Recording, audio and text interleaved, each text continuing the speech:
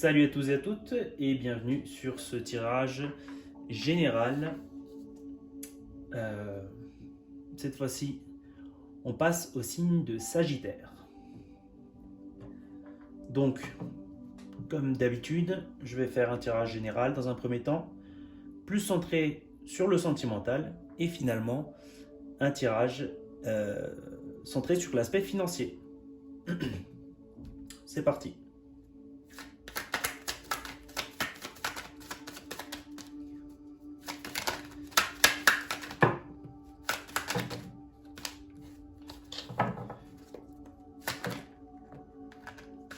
Ok. Bon. Écoutez, on veut nous donner 4 cartes aussi sur ce tirage. Excusez-moi. Alors, on va voir ça. Les énergies générales, donc pour le mois d'avril, pour les Sagittaires. Alors, pour les Sagittaires, je vois qu'on est arrivé à un endroit, à un but, vers quelque chose qui nous a coûté du temps et de l'effort.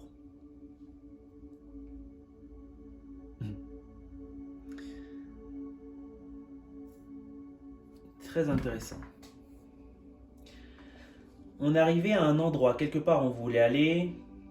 Peut-être que on a entrepris un long voyage pendant très longtemps. Un long voyage, ce voyage peut être intérieur, ce voyage peut être le fait d'avoir essayé beaucoup de choses différentes, d'avoir tenté beaucoup de choses. Mais on est arrivé ou on va arriver vers ce voyage. Alors je ne sais pas pourquoi. Bon, écoutez, je vais dire ce que je pense et ce que je vois. Moi je vois qu'on nous dit que c'est un petit peu comme une plaisanterie finalement cette arrivée. Pourquoi? Parce que peut-être que ça nous paraît irréel. Peut-être que ça nous paraît irréel, trop beau pour être vrai. On se demande aussi peut-être beaucoup pourquoi est-ce qu'on en a mis tellement de temps pour en arriver là. C'est peut-être ça la question. C'est peut-être là l'interrogation. Après, on nous dit que cette arrivée ou cette finalité nous permet vraiment de nous établir. C'est vraiment quelque chose qui va permettre de nous établir, quelque chose qui va nous permettre de nous centrer. Alors là je vois beaucoup, il y a des situations, plusieurs cas de figure. Il y a les cas de figure où on est en train vraiment de construire son foyer. On est en train de vraiment de construire son foyer. Il y en a pour qui on est vraiment en train de construire ou établir une entreprise, une activité.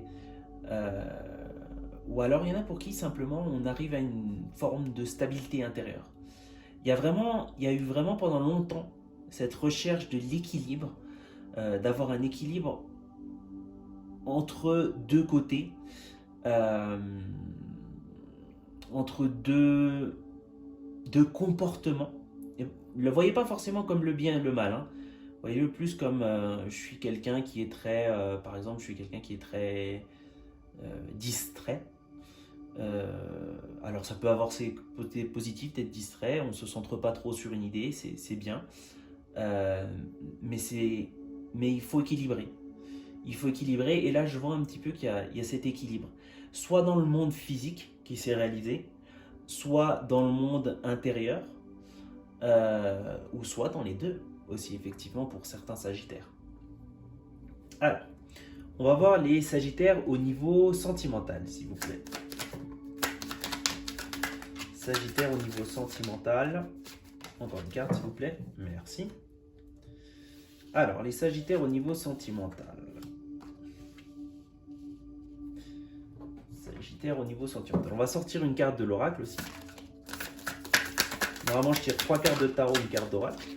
Mais là, donc comme pour le tirage précédent, il y a 4 cartes qui se sont présentées de tarot. Alors, on va voir plusieurs cas de figure. Alors, Pour les personnes, alors là, je vois que ça s'adresse.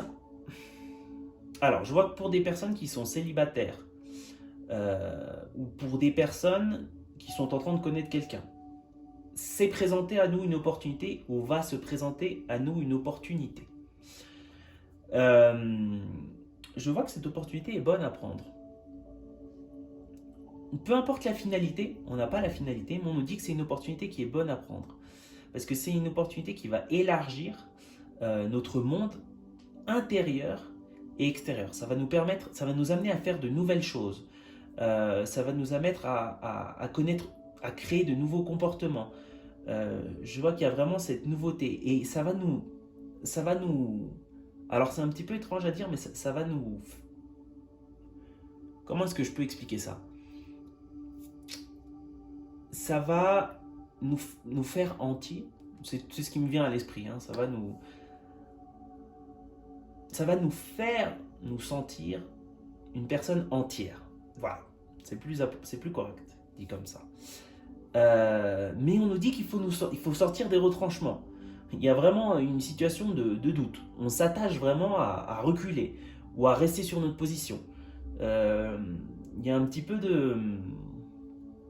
C'est un peu têtu, pour être honnête. Hein. C'est un peu têtu.